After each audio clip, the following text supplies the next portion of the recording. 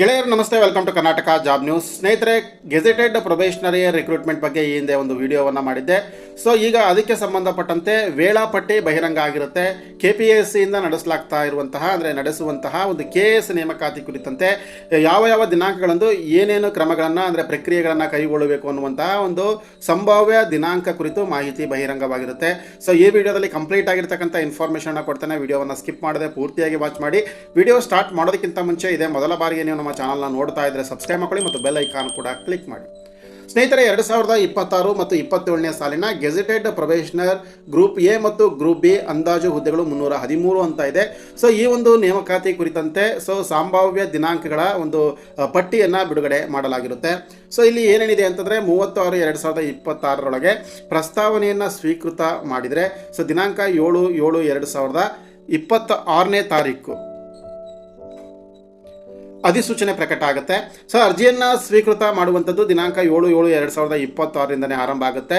ಒಂದು ತಿಂಗಳ ಟೈಮ್ ಕೊಡಲಾಗುತ್ತೆ, ದಿನಾಂಕ 7/8/2026 ಅಂದರೆ ಆಗಸ್ಟ್ 7ನೇ ತಾರೀಕಿನವರೆಗೂ ಕೂಡ. ಅದರ ಒಂದು ಪೂರ್ವಭಾವಿ ಪ್ರಿಲಿಮಿನರಿ ಎಕ್ಸಾಮಿನೇಷನು ದಿನಾಂಕ 18/10/2026 ನಡೆಯುತ್ತೆ. ಸೊ ಇದಾದ ನಂತರ ಕೀ ಉತ್ತರಗಳ ಪ್ರಕಟಣೆ ಮಾಡುವಂಥದ್ದು 20/11/2026.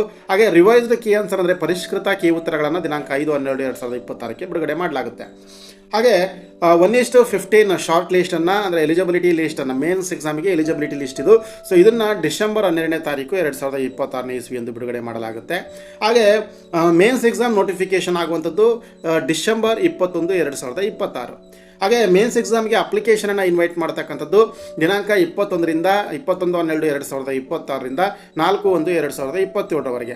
ಹಾಗೆ ಮುಖ್ಯ ಪರೀಕ್ಷೆ ನಡೆಯುವಂಥದ್ದು ದಿನಾಂಕ 5/7/2027ರಿಂದ 9/7/2027. ಅದರ ಮೌಲ್ಯಮಾಪನ ಕಾರ್ಯ ಇವ್ಯಾಲ್ಯೂಯೇಷನ್ ಪ್ರೋಸೆಸ್ ಮೇನ್ಸ್ ಎಕ್ಸಾಮ್ದು ಒಂದು ಫೆಬ್ರವರಿ 10ರಿಂದ ಮಾರ್ಚ್ 13ನೇ ತಾರೀಕಿನವರೆಗೂ ಕೂಡ ನಡೆಯುತ್ತೆ 2027ನೇ ಇಸ್ವಿಯಲ್ಲಿ.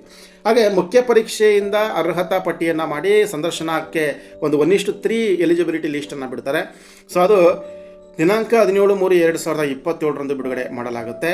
ಹಾಗೆ ಅಂತಿಮವಾಗಿ ಸಂದರ್ಶನ ವ್ಯಕ್ತಿತ್ವ ಪರೀಕ್ಷೆ ಮತ್ತು ಮೂಲ ದಾಖಲೆಗಳ ಪರಿಶೀಲನಾ ಪ್ರಕ್ರಿಯೆ ಏನಿರುತ್ತಲ್ಲ ಅದು ಮಾರ್ಚ್ 29, 2027ರಿಂದ ಏಪ್ರಿಲ್ 26, 2027 ಇರುತ್ತೆ. ಹಾಗೆ 2027 ಮೇ 6ನೇ ತಾರೀಕು ಅದರ ತಾತ್ಕಾಲಿಕ ಆಯ್ಕೆ ಪಟ್ಟಿ ಬಿಡುಗಡೆ ಮಾಡಲಾಗುತ್ತೆ. ಮೇ 20ನೇ ತಾರೀಕು 2027ನೇ ಇಸ್ವಿಯಂದು ಫೈನಲ್ ಲಿಸ್ಟ್ ಬಿಡುಗಡೆ ಮಾಡಲಾಗುತ್ತೆ. ಸೊ ಅಂತಿಮವಾಗಿ ಅಂದುಕೊಂಡಂತೆ ಎಲ್ಲ ನಡೆದರೆ ಮೇ 20, 2027ನೇ ತಾರೀಕಿಗೆ 313 ಜನ KS ರಿಕ್ರೂಟ್ಮೆಂಟ್ ಅಪಾಯಿಂಟ್ಮೆಂಟ್ ಆರ್ಡರ್ ಕೊಡಬೇಕಾಗುತ್ತೆ. ಸೊ ಗೆಳೆಯರೆ, ಇದಿಷ್ಟು ಕೂಡ ಒಳ್ಳೆ ಎಕ್ಸ್ಪೆಕ್ಟೆಡ್ ಡೇಟ್ಸ್ ಮಾತ್ರ ಇರುತ್ತೆ, ಸಂಭಾವ್ಯ ದಿನಾಂಕಗಳು. KPSCಯಿಂದ ಏನು ಬೇಕಾದರೂ ಕೂಡ ಆಗ್ಬೋದು, ಅದು ಪಂಚವಾರ್ಷಿಕ ಯೋಜನೆ ಕೂಡ ಬೇಕಾದರೂ ಕೂಡ ಆಗ್ಬೋದು. ಸೊ ಇದು ಅದಕ್ಕೆ ಒಂದು ಸವಾಲು ಕೂಡ ಇರುತ್ತೆ. ವಿಳಂಬ ನೀತಿ, ಹಾಗೆ ಭ್ರಷ್ಟಾಚಾರ ತಾಂಡವಾಡ್ತಾ ಇರುವಂಥದ್ದು, ಹಸ್ತಕ್ಷೇಪಗಳು. ಸೊ ಇವೆಲ್ಲದಕ್ಕೂ ಕೂಡ ಕುಪ್ರಸಿದ್ಧಿಯಾಗಿರುವಂಥ KPSC ಒಂದು ವೇಳೆ ಈ KS ಪರೀಕ್ಷೆಯನ್ನು ಅಂದುಕೊಂಡಂತೆ ನಡೆಸಿದರೆ ಸೊ ಅದ್ರ ಮೇಲಿರ್ತಕ್ಕಂಥ ಕಪ್ಪು ಚುಕ್ಕೆ ಸ್ವಲ್ಪನಾದರೂ ಕೂಡ ಅಳಿಸ್ಬೋದು, ಮರೆಯಾಗ್ಬೋದು ಅಂತ. ಸೊ ವೇಟ್ ಮಾಡೋಣ. ಈ ವಿಡಿಯೋನ ಲೈಕ್ ಮಾಡಿ, ಶೇರ್ ಮಾಡಿ. ನಮಸ್ಕಾರ.